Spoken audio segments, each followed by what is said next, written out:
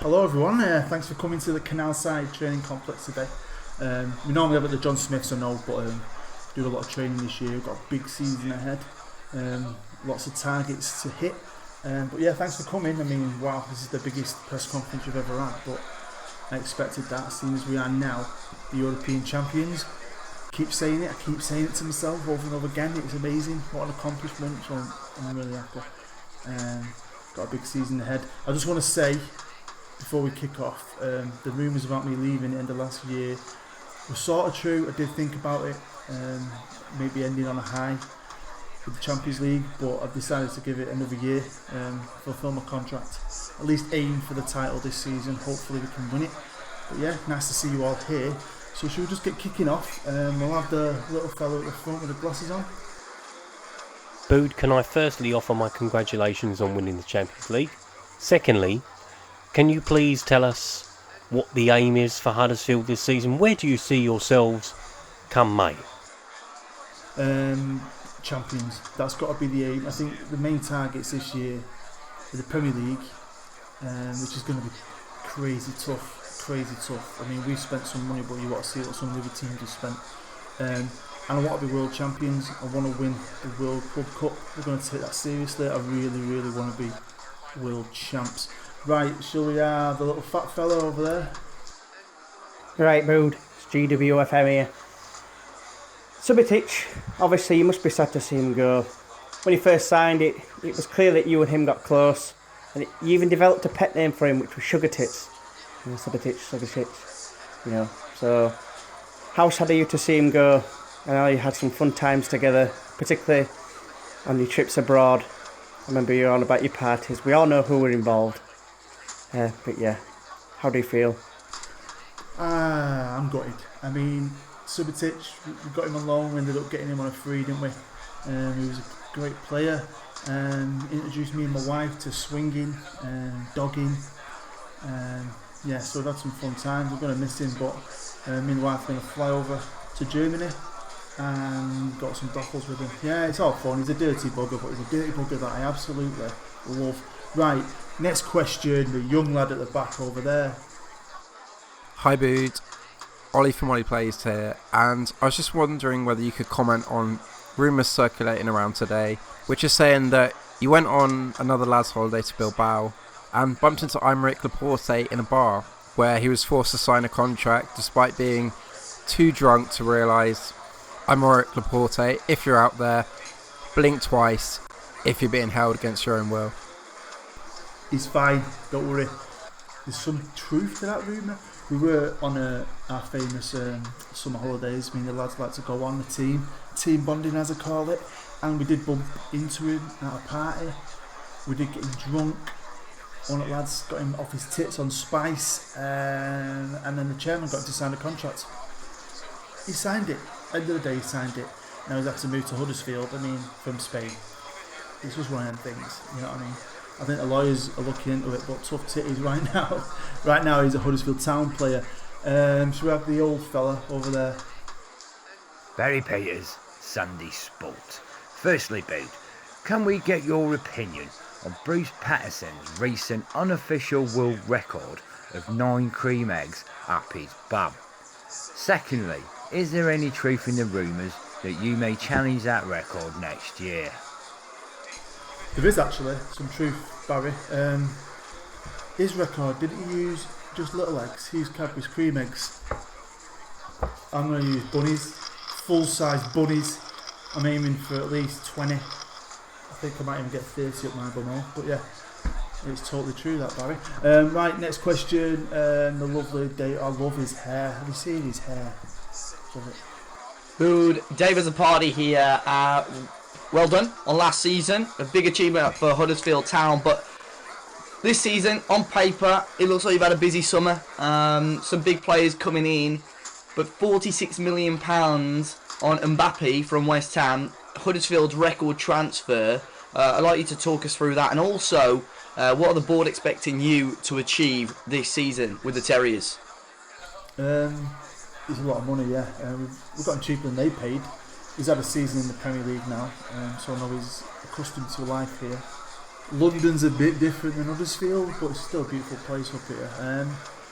Yeah, record sided, he's quality. I wanted a right winger after we lost one of ours, and I wanted someone quality and young and hungry to win trophies, and he wanted to join the European champions. So it's a lot of money, but he's only like 21, 22, so he's got a massive future. He's going to pay that money back with trophies, hopefully, so I'm really happy.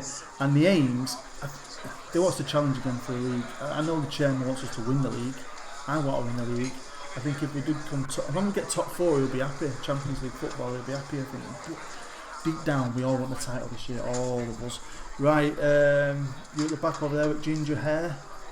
Hi, Bud. Yeah, it's Gary with Scotland here, obviously filling in for Just Mike Plays, as unfortunately Just Mike has actually now picked up a part-time job as a children's entertainer magician, and has got prior engagements, so he sent me along to ask you a question today. Do you want to talk to you about, obviously, your transfers? Obviously, you spent an extra £36 million this transfer window from the difference between your ins and outs. Now, obviously, rumours are rife in the tabloids at the moment that you actually spent £36 million this weekend alone, going to Amsterdam, smoking some reefer, and obviously filling your fetish of bestiality. Can you confirm or deny these reports, mate? I did go to Amsterdam. Me and a few of the lads, Subotic even came. I didn't spend £36 million on weed. £36,000 maybe on hookers. I'm not into bestiality. I'm not. I like some crazy weird shit. Bestiality goes a bit too far for me. I leave all that to my friend GWFM. He's into that. He's properly from Yorkshire. He loves bumming sheep. So yeah, next question. Shall we have my favourite Aussie? Mr. Boo, Troy here from the hit show Captain Planet. You've signed a relatively unknown player by the name of Fletcher Graham. Now granted the kid has bags of potential, but I just can't see how a 1-month-old infant fits into your tactic. Right, where did the press get these stories from? I've just had a son, he's called Fletcher Graham. And yeah, actually, do you know what? We have signed him to a baby contract because we do believe he's got potential. We saw him kicking about in his crib the other day, and I thought that kid's got talent. Let's snap him up now, ready for when he's 15 and we can go to the academy. But he can't fit in a kit yet. But we have got him this. How awesome is that? Right. Right, next question. Shall we have the new guy over there? I think he's from Huddersfield, this fella. Hey up, Bood, Gamer James here. As a lifelong Huddersfield Town fan, I just want to say thank you very much for the success you've brought to the club. Our Champions League final was an epic victory. It's a shame you couldn't deliver in the Premier League, but hopefully this season you can go one better and beat those dirty Mancs. Speaking of, do you think that Dines Anacunia will be the missing piece as you look to secure the Premier League title? And also, can you just explain your obsession with these hats? I mean, what is the point of collecting every club hat? Do you do that in the Premier League? Do you have a Manchester City and a Liverpool hat? I just don't get it. Well, to be fair, let's get straight into the hats. I love hats. This is my lucky hat. I'm a Man United fan, there's no getting around that. But that's the only football hat I'd ever buy. Like the rest of them are all baseball or American football. Plus, New Era are a good brand. They don't make Man City hats. All of the hats. I won't buy one anyway, but they don't make them. They only make big clubs. Well, as for the two new lads, yeah, wait till you see them. Wait till you see them later in the transfer centre. These kids have got some absolute full class, top class ability, and I'm so excited. They are part of a massive jigsaw here now that I think with a title on his side, and you'll see for yourself in a bit. Right, it's like Australia Day in here today, isn't it? Yeah, g'day there, mate. Yeah, my name is Jack Biddlybong from Kangaroos and Football, Australia's third biggest kangaroo and football crossover magazine. My question is about Gary Cahill and Will Grigg. Both have come out in recent days and suggested that you showed a complete lack of loyalty to these players. They're the ones that got you in the position you're in. Gary Cahill even came out and said that you were a puppet. You had no real football knowledge, and it was the players doing all the work. What do you think about that? I'm angry about that. Is that true? If he said that, I don't think he has. If he said that, he's a clown. I mean, they were good players, but sometimes players have to move on. Will Grigg is a legend, but he had to go. He had to move on, and you get offered a deal for a certain player at a certain age, and you can't turn it down. I mean, Will Grigg's still in the Premier League. Cahill's still in the Premier League. They're both with good clubs, Hull and Villa. Yeah, if he said that, that's pretty sad, because I put a lot into him. So I give him a chance when I thought I was writing him off because he was too old. And I still think he's a good player, but we've got good young players here and we've got to think of the future. So if he said that, he can jog on, don't give a shit. Right, next question, possibly the last question. You over there, the beautiful one with the beautiful face.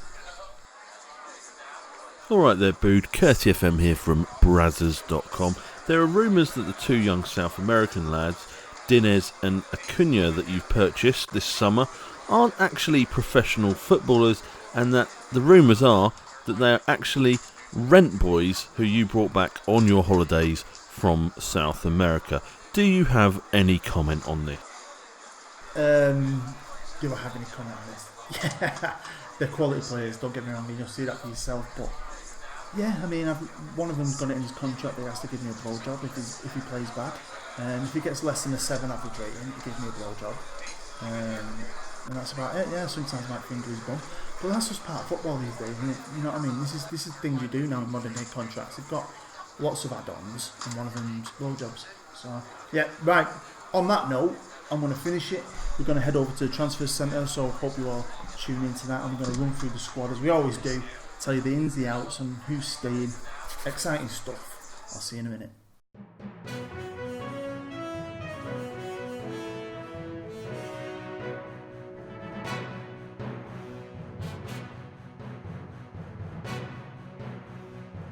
Hello and welcome to the Transfer Centre. As always, with me press conference / transfer centres. We're just going to run through the squad. I'm going to show you the players, let you see for yourself what I've got, who I've got rid of, who I've kept, and I'll tell you why with each one. So let's get to it. Right, starting off with the goalkeepers, and we'll start off with the backup keeper, and it's young Sites. He was backup keeper last year. I think he's really developing. The only thing that worries me about him is his eccentricity, but apart from that, I think he's a great backup keeper. He's young, he's happy being where he is right now, and I've got full confidence in him when I need him. Right, number one again is Pickford. Again, he developed. Again, he's kicked on another gear. I think he's now one of the best keepers in the league. He was third in the Golden Glove last year, so he's 2 goalies above him with David De Gea and Hugo Lloris. So he's definitely a top class keeper in the Premier League. On to right backs, and our backup right back again this year is going to be Lecam. Again, another player that was back up last year, came up through the academy. Good young player, and I like him a lot. And yeah, he did well last year when he was called upon. He played quite a few games last year. Number one right back again this year is going to be Kleiny, top player. I mean, I've never really looked too much into him because he's a Liverpool player. But on here, he is great. Got speed, he can tackle, and I like that in a full-back. He does a job for me on that right-hand side. And there's not too many right-backs better than him, I don't think. Not for us anyway, that we can get. So I think he's a class right-back, and he's proper settled at the club now. He's a European champion, and I think he's going to have another good season. On to left-backs, and our backup left-back, again, is going to be Evers. Unlike last year, though, I was a bit worried about him. I don't know if you remember, but I couldn't find anyone. No one went to sign, or they weren't good enough, and it just got to the last minute, and I thought, I'm going to have to chuck him in. I don't think he's ready. I think he was a year late, and I liked him how he is now, but we give him that chance. He played quite a few games, and he did okay. My number one left back is again Grimaldo. I really like him. So many times he just cuts in and takes that ball off a winger or a striker. He is such a good left back, and I think he's just developing, and he's happy, he never moans. No one seems to come in for him, which I find strange because he's so good. He's really, really good, and I'd recommend him to anyone as a left back. Right, the centre halves, and let's start with who's left. As you know from the press conference, Cahill's gone. I liked him. I think people questioned it. Some of my friends said stuff about, is he good enough, when I signed him a couple of years ago. He was 32 when I bought him, but he had all the skills and he was still in the England squad, so I thought he was good enough. And he was great. He did such a good job for me. Also to leave is Subotic, pure profit, which is good. We got rid of him on loan, didn't we? And then his contract ended and we got him on a free.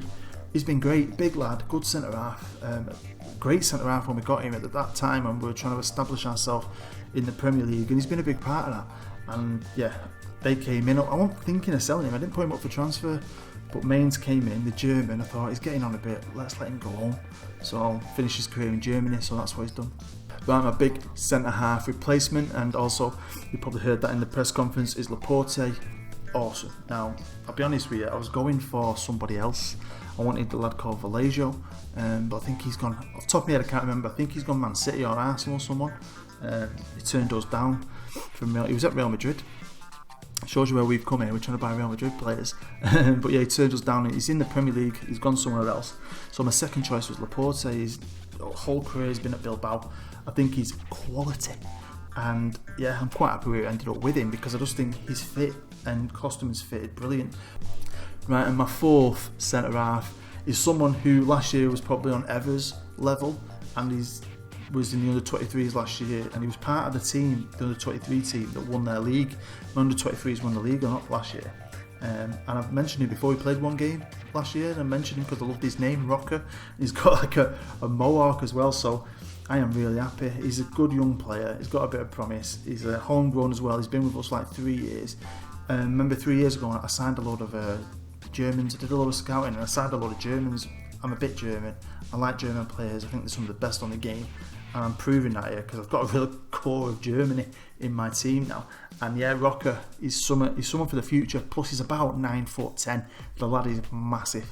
So obviously the centre halves that are staying, first is Klosterman. Absolute legend, isn't he? And a guy who bids come in for him, I turn him down, he never moans. Never. And he's just developed into one of the best players I've ever had. Centre half wise, he's just brilliant. He's just that rock at the back I've got 110% confidence in. And one of the big reasons we won the Champions League last year is brilliant. There's nothing else I can say. And also staying is Van der Laan, good young player. Played a lot more than I thought he was going to do last year. Came in as like a backup, but ended up kicking KL out most of the time. Got in ahead of Subotic as well, two very good old experienced players.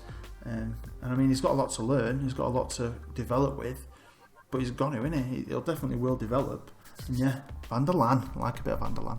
Right, ball winning midfielders and backup ball winning midfielder this year is again going to be Cookie. Good player, scored 2 absolute worldies at the end of last year, didn't he? One of them was goal of the season, but his other one against Burnley, the half volley boom outside the box. It was amazing. So he's got that in his locker.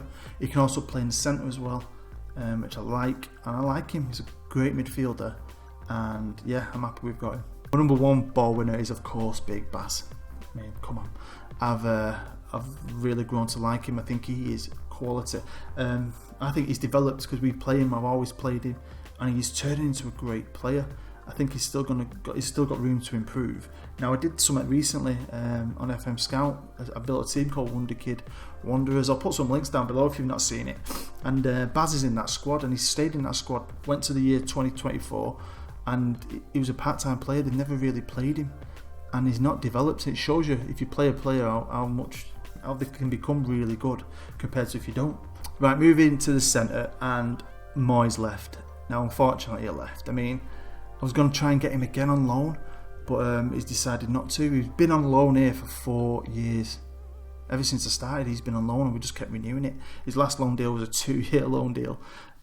He's decided to go to America to probably finish up his career, signed for Montreal. So fair play, you know, nice lifestyle, living in Canada, but he's playing in the MLS. So yeah, good luck to him because he was fantastic. Great player, and I'm really going to miss Aaron Moy. Right, staying is Will Hughes. Good player. I think he's just scored a goal for England. He's only just started playing for England as well. He's developed a bit more, which I like, and does a good job for me. I mean, he spent a long time angry because we were turning offers down for him but he's decided he's come over now, he's come through it, and he's happy to stay here. Will he be number one this year? I don't know, because we've found someone pretty special. Here he is, one of the lads they were talking about in the press conference, Acuna. This kid, honestly. He's got a European passport, I can't remember where. I think it might be Italy, I think so. But yeah, I don't tend to raid South America, but after a few years, you get the regions, especially on this year's game, the regions start coming in. Some of them are awesome, and I saw this lad and I was like, wow. And he's cost us, what, 17 something million? Worth it. He's just got all the key points of skill for a central, really classy central midfielder, and you can just imagine that getting better over the next 4 years and him being one of the best. So I'm so happy with him, because he's going to be something special, and I'm going to be starting him because I think he's going to change the game. Moving on to the right wing, and again another lad who I really like, Sisto has left. He was on loan, spent a long time here on loan as well, about 2.5, 3 years. His last deal was a 2-year loan deal as well. Dortmund have had him up for sale though, and he decided not to come back. I didn't really want him anyway, but he's gone to Newcastle, so he's in the Premier League. And Newcastle, I'll show you in the next episode, but Newcastle, they've got a crazy manager, and he's building a team quite quick, and he's decided to go for Sisto, so I'm happy he's in the Prem. Hopefully he don't come back to bite us, because I really like the lad. Right, our backup right winger is Bassiori Mahmoud, my favourite man, who I'm going to nickname quite soon to something like Mo or something dead easy, but great winger. I've been training him on the left, and he's now fully adapted to play left wing as well, which is really handy, and he's just getting better and better. And we picked him up from someone like Spurs a few years ago, but you know, he's now a homegrown player as well, which is brilliant. We're getting to a really good stage at this club where we've got a lot of good young players. They're all homegrown. I mean, squad selections are no problem in Europe, and I'm excited. I'm excited about him. I think he's going to become a top winger, and probably England's #1 right winger. And of course, we've made a record signing, as Dave Azzopardi said, the beautiful Dave Azzopardi, and signed Mbappe from West Ham for a record fee, 46 million. There's a few add-ons as well. I won't go into that. It cost us a lot of money, but he was what I wanted. I put in a specific set of skills. He came up. I went for him. They said no. He got unsettled. I put it on the press that I wanted him, and I just kept unsettling him until they gave in eventually. I don't know if you ever tried that. It works for me a few times. Be a bit of an arsehole basically, but I got the man. I got the player I wanted. He's still young. He's had a year in the Premier League, so he knows what he's doing. He knows all about this league, and he's joining the European champions, and I think he's a massive improvement. And the man he's replaced is of course Mahrez, a player who cost us a lot of money last year, and had a lot of expectations for him. I mean, he's a good player, he's got some good skill. He just didn't fit in this system. Maybe he likes playing inside forward or something, I don't know. He just didn't like it. I think in other systems he might play well. For us, he just never did anything. He scored the odd goal. He just didn't do anything. He was always averaging a 6, which is really poor. I didn't actually put him up for sale because of how much we spent on him. But Liverpool came in, something like 33 million for Liverpool. Thanks. And we bit their hands off, as Loki Doki always says, gobble gobble gobble. Moving over to the left wing, and out the door is Deulofeu. Got massive money for him. I couldn't turn that down. Crystal Palace came in. I mean, he's worth it. He's good. He's a bit lazy. He's not that my kind of winger. He's got stuff about him, and on his day he's amazing. But he's not that consistent player in my opinion.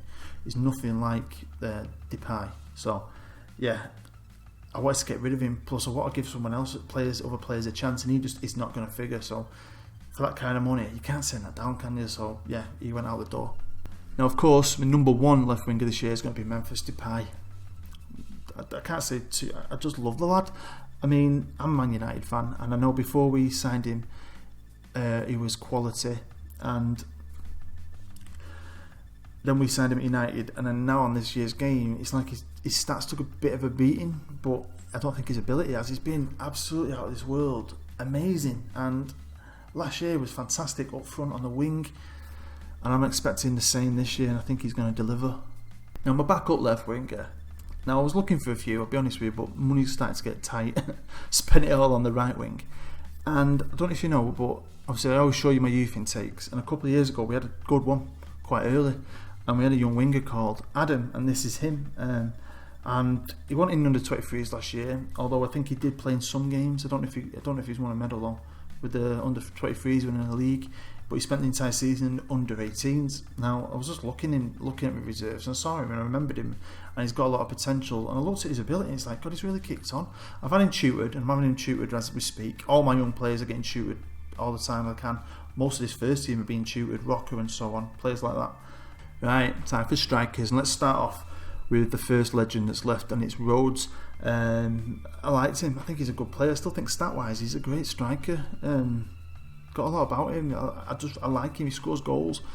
We brought him back to the club. I couldn't help it because I knew how good he was when he was first at the club years ago. And I didn't intend on doing anything. I wanted to keep him. And I don't remember, in the last season he broke his leg and was out for 7 months, which forced me in promoting one of my kids, Lau, into the team, who just blew us away as a substitute. Kept scoring goals. He's working his finishing, but he came in. Didn't need Rhodes, so Rhodes was in the under 23s. He spent the second half of last season out on loan, and then this year I think Reading came in for him and Fenerbahce. I accepted both bids. And the next player to leave is someone I have massive respect for in this game now, and it's Will Grigg. One of my first signings. He was either my first or my second signing of this series, because I needed a keeper and I wanted a striker, and we started in the Championship. At the time, Wigan were in League One. We bought him for £1.5 million, and even Naki Wells was gelled. He was scored so many goals for me. Went in the Premier League, he kept on scoring. He became a bit of a Solskjaer player towards the last end of the year or two of his career with us. Came on, scored important goals against like in Milan and played in Milan. I mean, he's just developed. He's become better, I think, from playing. He's good. His value went up. I mean, he was worth about 6.5. I think we've sold him for a bit less than that, about 5 something. But so let's get going with that future, and obviously let's go for the big boys first. And this is Kuki. Don't need to say much else about him. He wins all the awards. He scores tons and tons of goals, and he's improved even more. Scored in the Champions League final. The lad's class, and yeah, Real Madrid came in for him this summer. We've turned it down. Again, he's not bothered. I've got some lucky players here.